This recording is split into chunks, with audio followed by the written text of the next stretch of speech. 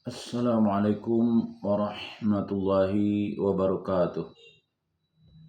Innal hamdalillah nahmaduhu wa nasta'inuhu wa nastaghfiruh wa na'udzu billahi min shururi anfusina wa min sayyiati a'malina. May yahdihillahu fala mudhillalah wa man yudlil falan tajida lahu waliya mursyida. Asyhadu an la ilaha illallah wa asyhadu anna Muhammadan abduhu wa rasuluhu la nabiyya ba'd. Allahumma salli wa sallim ala hadzal nabiyil karim Muhammadin sallallahu alaihi wasallam wa ala alihi wa ashabihi ajmain. Bapak-bapak, ibu-ibu yang saya hormati serta generasi muda yang saya sayangi, baiklah pada kesempatan yang berbahagia ini kita akan melanjutkan membaca buku Tafsir Al-Azhar yang disusun oleh Profesor Dr. Hamka, yang pada kesempatan ini kita akan membacakan ayat yang ke-159 sampai dengan 162 daripada surah Al-Baqarah.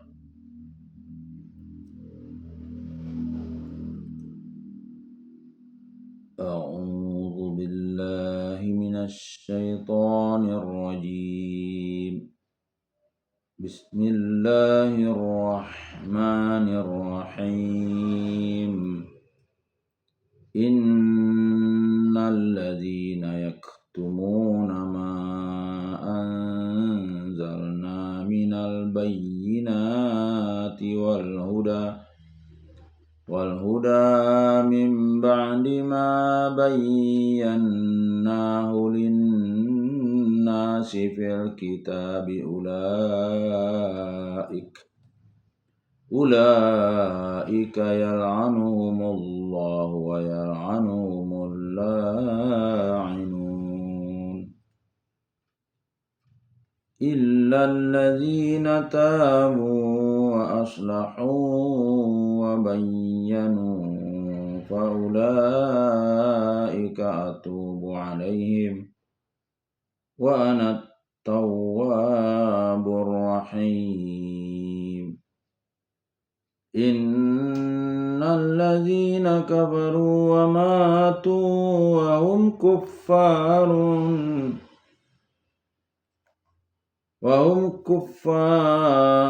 ulaika alaihim la'natullahi wal malaikati wan nasi ajma'in khalidina fiha la yukhaffafu anhumul adzabu wa la hum yunzarun. Ayat 159. Sesungguhnya orang-orang yang menyembunyikan apa yang telah pernah kami turunkan dari keterangan-keterangan dan petunjuk, setelah kami terangkan dianya kepada manusia di dalam kitab, mereka itu akan dilaknat oleh Allah dan mereka pun akan dilaknat oleh orang-orang yang melaknat. 160. Kecuali orang-orang yang bertaubat dan berbuat perbaikan dan mereka yang memberikan penjelasan, maka mereka itulah yang akan aku beri taubat atas mereka dan aku adalah pemberi taubat lagi penyayang. 161. Sesungguhnya orang-orang yang tidak mau percaya dan mati padahal mereka masih dalam kufur, mereka itu atas mereka adalah laknat Allah dan malaikat dan manusia sekaliannya. 162. Kekal mereka di dalamnya, tidak akan diringankan azab atas mereka dan tidaklah mereka akan diperdulikan. Ayat-ayat ini masih menyangkut dengan sikap ahlul kitab, terutama Yahudi yang ada di Madinah seketika Rasulullah memulai dakwahnya ini. Mereka telah mengetahui bahwa kiblat yang diajakkan oleh Rasul itu adalah benar. Di ayat 146 di atas telah diterangkan pula bahwa mereka mengenal siapa Rasulullah SAW itu, sebagaimana mereka mengenal anak kandung mereka sendiri. Sebab sifat-sifatnya cukup tertera di dalam kitab yang mereka terima atau Taurat. Tetapi sebagian besar di antara mereka sengaja menyembunyikan kebenaran itu. Sekarang datanglah ayat ini, 159, menerangkan orang-orang yang menyembunyikan kebenaran itu. Sesungguhnya orang-orang yang menyembunyikan apa yang telah pernah kami turunkan dari keterangan-keterangan dan petunjuk. Pangkal ayat 159. Keterangan-keterangan itu ialah tentang sifat-sifat Rasul akhir zaman yang akan diutus Tuhan itu, yaitu Nabi Muhammad SAW, yang demikian jelas sifat-sifatnya itu diterangkan. sehingga mereka kenal sebagaimana mengenal anak mereka sendiri. Dengan menyebut keterangan-keterangan, nyatalah bahwa penjelasan ini bukan di satu tempat saja dan bukan satu kali saja, melainkan di berbagai kesempatan.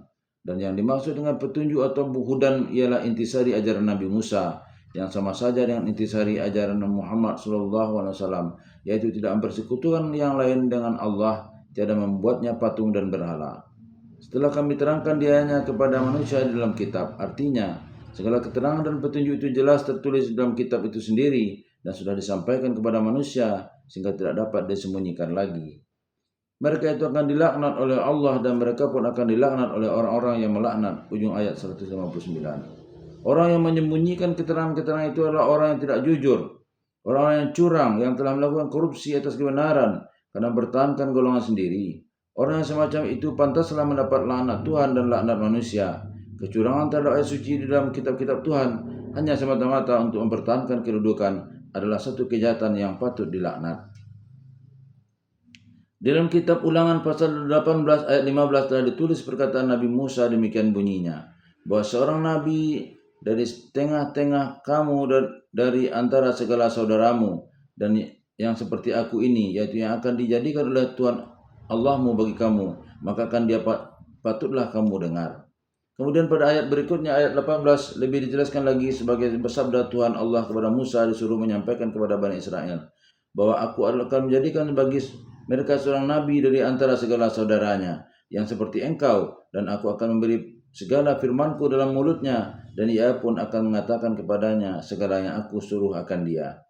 Di ayat berikutnya, ayat 19, lebih dijelaskan lagi, bahwa sesungguhnya barang siapa yang tidak mau dengar akan segala firmanku yang akan dikatakan olehnya dengan namaku, niscaya aku menuntutnya kelak kepada orang lain. Setelah itu pada ayat 20 dijelaskan lagi perbedaan antara nabi yang benar-benar nabi dengan nabi palsu. Demikian firman Tuhan dengan perantaraan Nabi Musa. Tetapi adanya nabi yang melakukan dirinya dengan sombong dan mengatakan firman dengan namaku yang tiada kusuruh katakan, atau yang berkata dengan nama dewa-dewa, niscaya orang nabi itu akan mati dibunuh hukumnya. Kemudian pada ayat berikutnya, ayat 21 dijelaskan lagi, maka jikalau kiranya kamu berkata dalam hatimu demikian, dengan apakah boleh kami ketahui akan perkataan yang bukannya firman Tuhan adanya? Ayat 22 seterusnya menjelaskan tanda itu demikian, bahwa jikalau nabi itu berkata demi nama Tuhan, lalu barang yang dikatakannya itu tiada jadi atau tiada datang, jatuhlah perkataan yang bukan firman Tuhan adanya. Maka nabi itu pun telah berkata dengan sombongnya, janganlah kamu takut akan dia. Ayat-ayat ini terpancang dengan jelasnya di dalam kitab Ulangan tersebut, yang menurut keyakinan orang Yahudi, kitab itu adalah salah satu dari rangkaian kitab Taurat. Orang Kristen pun mengakuinya, kumpulan kitab yang sebelum Nabi Isa alaihissalam mereka namai Perjanjian Lama. Ayat 20 tersebut sesuai bunyinya dengan Al-Quran surah Al-Haqqah surat 69, ayat 44, 45, dan 46, yaitu jikalau Nabi Muhammad SAW berani mengatakan suatu perkataan yang bukan wahyu, dikatakannya wahyu, dia pun akan dibunuh, akan kami putuskan urat lehernya. Dari antara segala saudara itu, ia saudara yang satu keturunan, yaitu Bani Israel adalah keturunan dari Ishak, dan orang Arab adalah keturunan dari Ismail. Keduanya anak kandung Nabi Ibrahim. Maka dari kalangan Bani Israel itu pun akan diutus Tuhan seorang nabi yang seperti engkau, yaitu seperti Nabi Musa juga.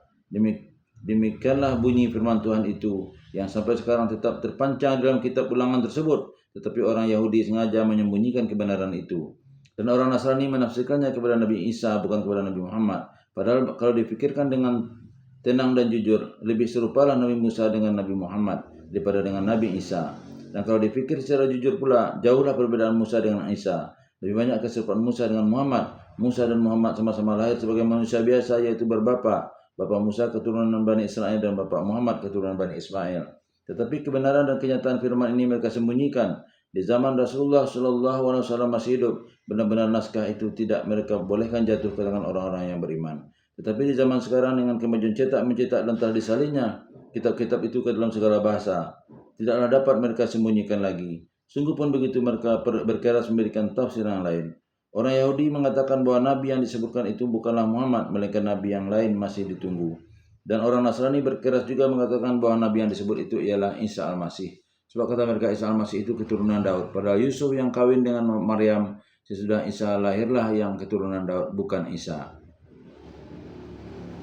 Silsilah keturunan Yusuf dari Daud itulah yang ditulis Matius dalam Injilnya pasal 1 ayat 1 sampai ayat 17. Bukan keturunan Isa Al-Masih. Sebab dia bukan anak dari Yusuf tersebut. Isa tidak berbapa.